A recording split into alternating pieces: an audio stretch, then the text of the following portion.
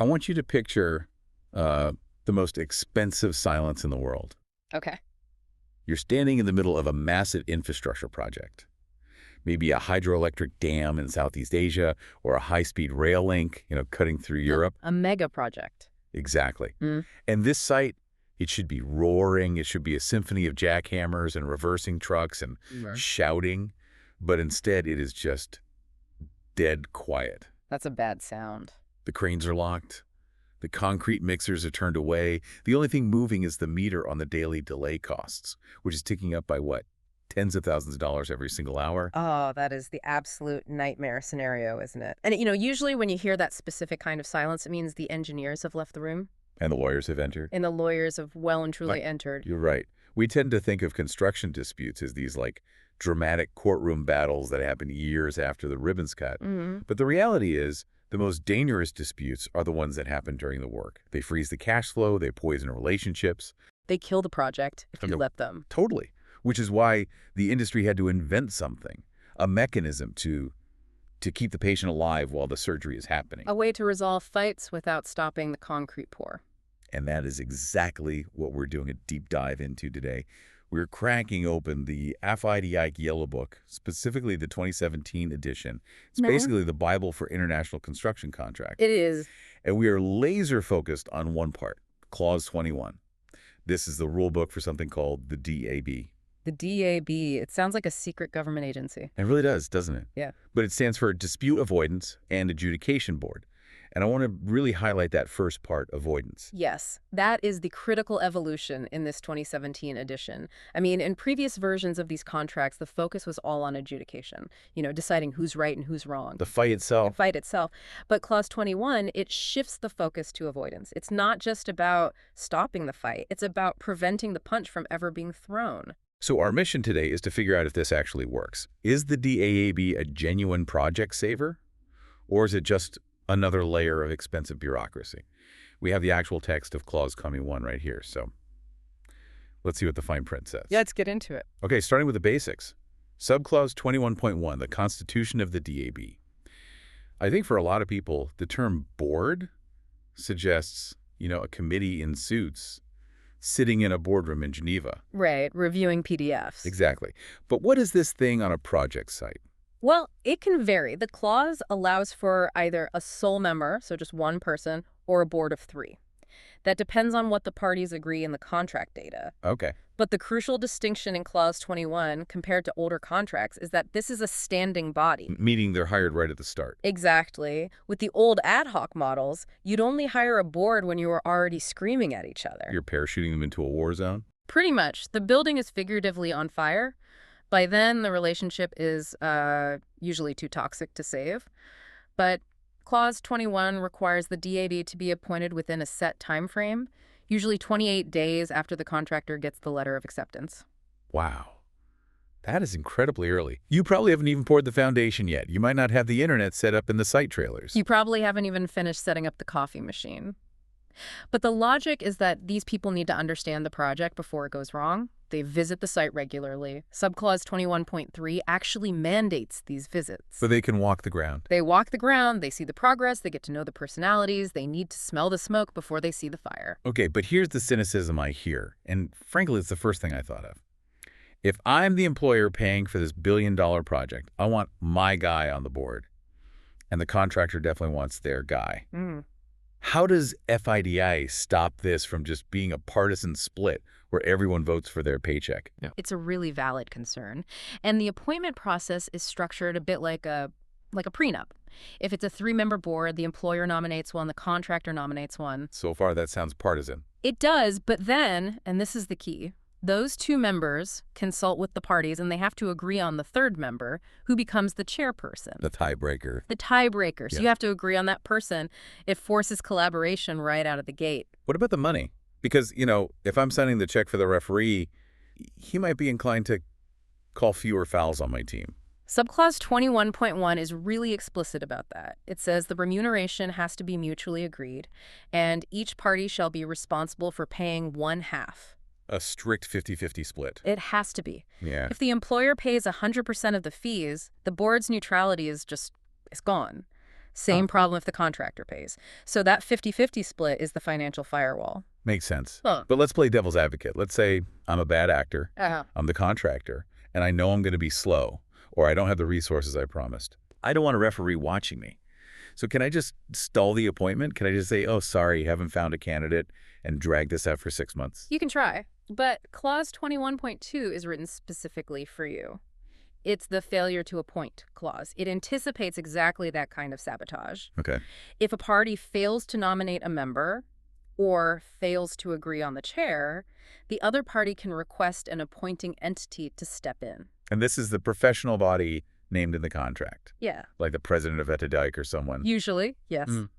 Or a similar institution. And they will simply appoint the member for you. They pick the person, they sign the paper, and the text says this appointment is final and conclusive. So you completely lose control. You lose control, and you can't stop the process, even if you refuse to sign the agreement, or, and this is the pettiest move, if you refuse to pay them. Just starve them out. Yeah. Clause 21.2 has a remedy for that, too. The other party can just pay your share of the fees to get the board moving. So the employer would pay the contractors half. They would, but then they can just deduct that money plus overhead from future payments due to the contractor. So, the train leaves the station whether you're on it or not, and you're going to pay for the ticket one way or another. That's a fairly aggressive mechanism. It really does assume bad faith and blocks it at every turn. It has to. Okay, so let's go back to that A for avoidance, subclause 21.3. Practically speaking, how does a board avoid a dispute? Are they like marriage counselors on the construction site? In a way, yes. The clause lets the parties jointly request informal assistance. And this is a massive shift in the culture. Instead of waiting for a formal claim, the parties can say, look, we're disagreeing about the soil report. Before we spend 6 months writing angry letters, can you just give us your opinion? That sounds incredibly useful. But is that opinion binding? If the DAAB says, contractor, you're wrong, do I have to drop it? No. And that is why it works. The advice is non-binding. It's a sanity check, a way to test the waters. Subclause 21.3 is very careful to say that the DAB is not bound by this informal advice in any future formal dispute. Wait, explain that. They can give me advice today and then rule the opposite way 6 months later. Theoretically, yes. That sounds like a trap. It sounds like one, but it's actually a safety valve. Think about it. Informal assistance happens quickly. Maybe during a site walk, they give their best impression. Right. But later, if it becomes a formal dispute, the lawyers get involved, forensic experts come in, new evidence appears. The clause allows the board to change their mind based on better information. It protects them from being accused of bias. I see. So it allows them to be helpful mentors without being terrified of the legal repercussions. Exactly. It encourages them to speak freely. But there is a hierarchy here. The DAEB isn't the first line of defense. We still have the engineer. Right. They can't step on the engineer's toes. Correct. And this is a common point of confusion. The DAB can't give informal assistance if the engineer is actively making a determination on that specific issue. The engineer runs the project. The DAB is the safety net. Okay, so let's say the kumbaya phase fails. Informal advice didn't work. The engineer has made a decision. One party hates it. Now we have a formal dispute. We move to subclause 21.4. And this is where the DAB takes off the counselor cardigan and puts on the judge's robes. The clock starts ticking. And it starts racing. Once a dispute is formally referred, subclause 21.4.3 gives them exactly 84 days to issue a decision. 84 days. That's less than 3 months. In the world of international law, where things move at the speed of a glacier, that's the blink of an eye. It is blisteringly fast. And you have to remember, these disputes can involve thousands of pages of documents, witness statements, complex legal arguments. A typical arbitration might take years. So why the rush? Surely a better, more thorough decision is worth waiting for. Not in construction. In construction, cash flow is oxygen. If a contractor is claiming $10 million and they don't get paid for 3 years, they will go bankrupt. The project stops. The DAB's priority is velocity. They have to clear the blockage so the money moves and the work continues. And this leads us to the most controversial part of the whole book, the pay now, argue later rule. Yes. This is the heart of the engine. Subclause 21.4.3 states the decision is binding on both parties, who shall promptly comply with it whether or not a party gives a notice of dissatisfaction. Whether or not, I want to double-click on that. So even if I think the decision is total garbage, I still have to write the check. You have to write the check. If the decision requires payment, the amount is immediately due and payable. That sounds incredibly risky. Mm. Let's say I'm the employer. The DAB tells me to pay the contractor $5 million. I pay it. 2 years later, I get to arbitration. I win. And the arbitrator says, get your money back. But by then, the contractor's gone bust. I'm out $5 million. A very real risk, and one that employers lose sleep over. The drafters of the 2017 Yellow Book actually address this. Subclause 21.4.3 includes a provision for security. How does that work? If the DAB orders a payment, but there's a good reason to believe the person getting the cash won't be able to repay it if the decision's overturned, the DAB can require them to post a bond or a bank guarantee first. Ah, okay. So they get the win, but they don't get the cash until they prove they can pay it back if they lose later. Exactly. It balances the need for cash flow with financial safety, but the default is comply now. Okay, so I comply, I pay the money, but I'm furious. I want to fight this. What's my next move? This is where people fall into what you call the finality trap. This is the most dangerous deadline in the entire contract. If you're a project manager listening, write this down. Subclause 21.4.4.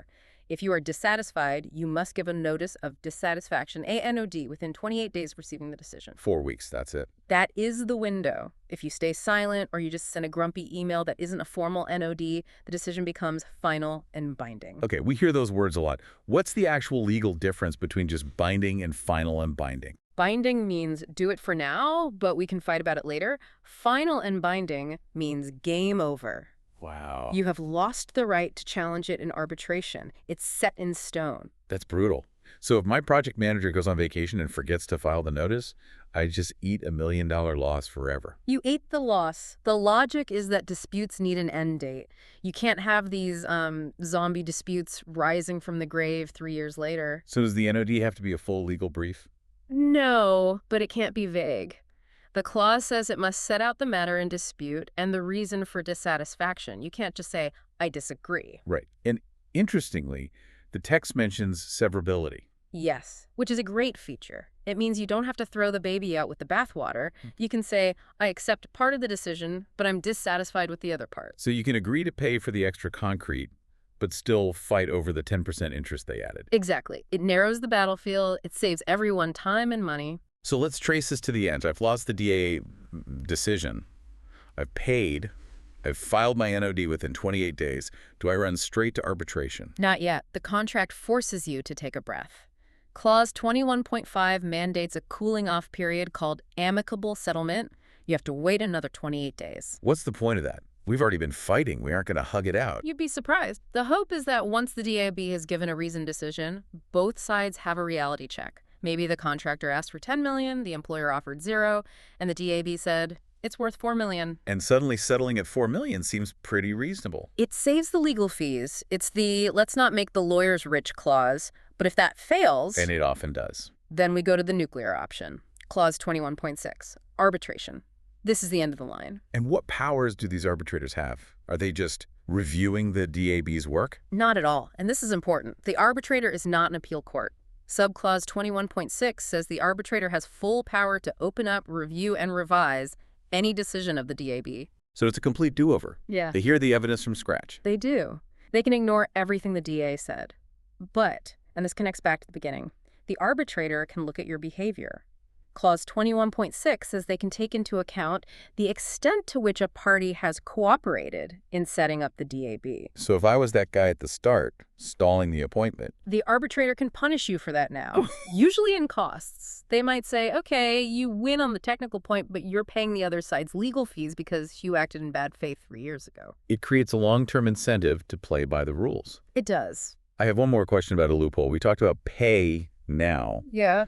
What if the loser just refuses? They say, make me. They just ghost the payment. This used to be a major weakness, a real problem. Mm-hmm. But Clause 21.7 closes it.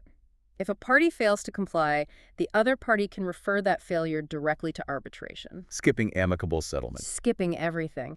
And the clause allows for a summary or other expedited procedure. The arbitrators don't need to hear the whole story. They just ask 2 questions. Is there a DAB decision? Yes. Did you comply? No.